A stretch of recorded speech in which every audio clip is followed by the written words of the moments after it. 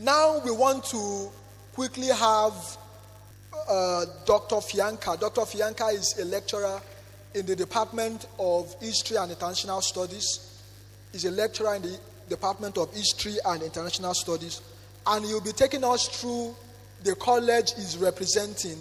Dr. Fyanka is representing the College of the Humanities in Redeemers University. So he'll be telling us more about that college. So I want you to be open-minded. I want you to be receptive to what he wants to tell you. So I will bring on board now Dr. Bernard Fyanka. He'll be talking to us about the College of Humanities. Thank you. Let's put hands together for him. Thank you. Good morning, boys and girls, and our colleagues present, and also the representatives of SGID, the wife of the Vice Chancellor, other colleges here represented. Good morning. I see a lot of young faces that are prospectively looking towards university. And there are so many colleges in the university. Okay, one of the colleges is the College of Humanities. You must have heard about sciences, engineering, medicine, so on and so forth. And there are so many other colleges that are popular. But we want to talk about humanities just to make you aware, to give you information, and to build your understanding about the College of Humanities before you come into the College of Humanities. I know some of you may have the opportunity to come into the College of Humanities at some point. So it's important for us to open up your mind to know exactly what choices you may eventually make. Good. So what exactly is the College of Humanities?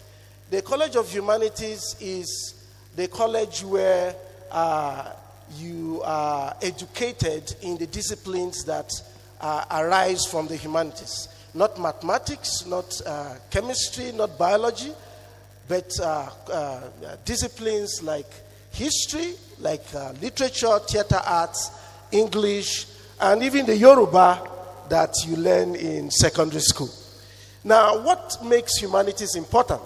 What makes humanities important? Humanities is the place whereby your giftings are developed.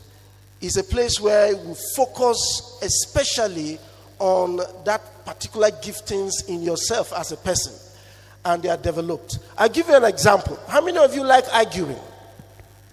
I know there are some of you here, my young man there, you like arguing. Now, it may be a trait in you that, tends to point to a gift inside of you. In the humanities, what we try to do is build those particular giftings. You may end up being a very, very good lawyer in the future, okay? Now, it is the purpose of lawyers in the courtroom to be able to argue a case and bring out a defense, either for a criminal or for somebody that is a plaintiff or something like that. So you may think now that your gift or your propensity to argument may be a disadvantage. But in the humanities, we try to shape it so that at one point in time, you may emerge as a lawyer. Okay? Now, some of you like watching movies. Some of you like acting. Some of you like, speaking out about what you watch in cartoons or in movies, so on and so forth. That is a propensity. It's a gifting. And we call it a gifting that tends towards the performance or theater arts. Okay? So some of you may end up being in performance discipline like theater arts or mass communication. Have you seen people on TV maybe casting news or presenting programs, so on and so forth? And maybe you like them. What we do in the humanities is to build that gift. Okay? Now, when you do something that you enjoy, you are most likely going to excel in that thing because you enjoy doing it.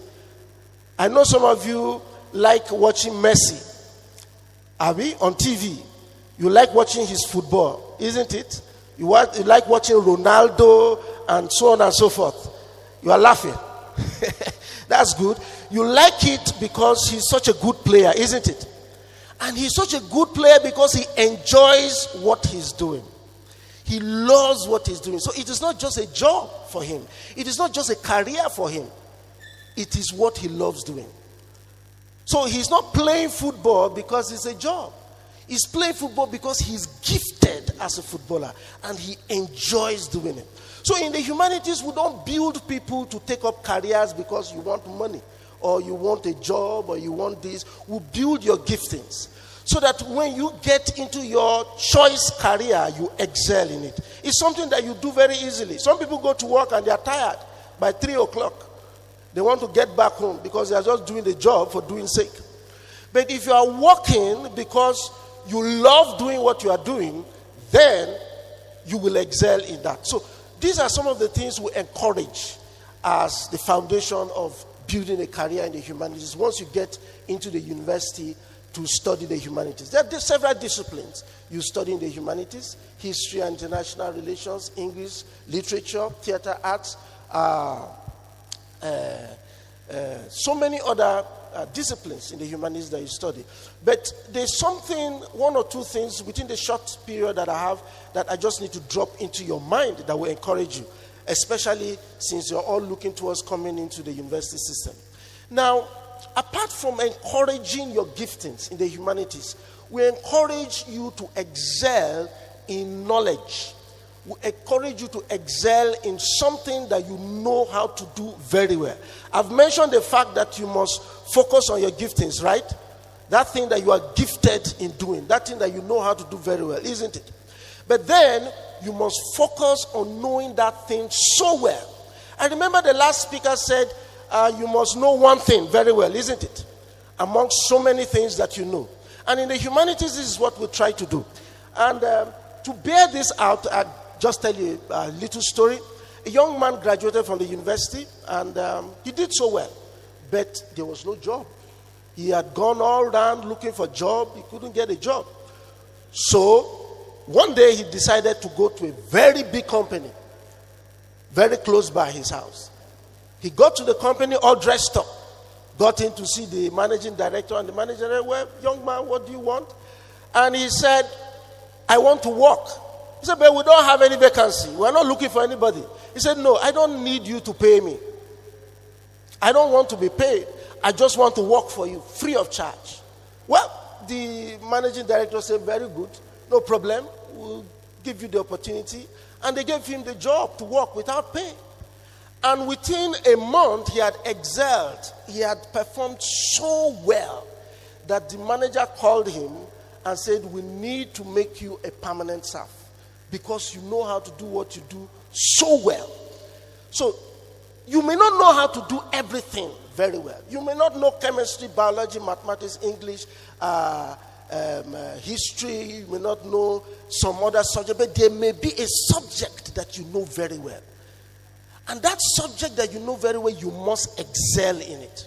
And when you get out there into the university, you discover that you will find a place in a particular college, in a particular faculty, and in that discipline you will excel.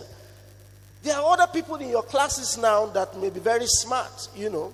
He comes first, he comes second, he comes third. You know, I come 13th.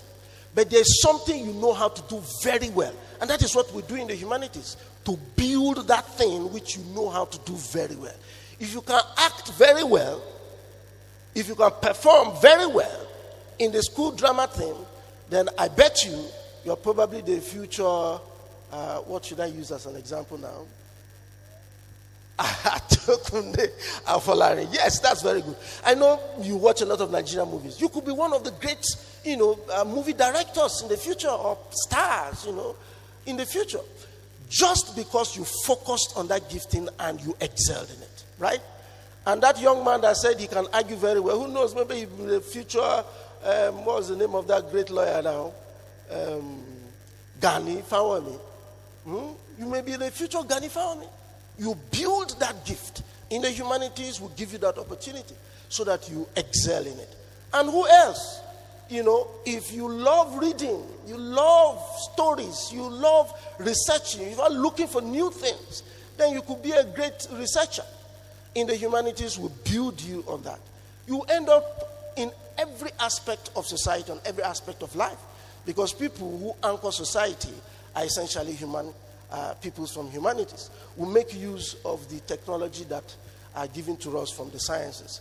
So you must prepare yourself as secondary school students that are coming into the university in order to excel. Thank you very much.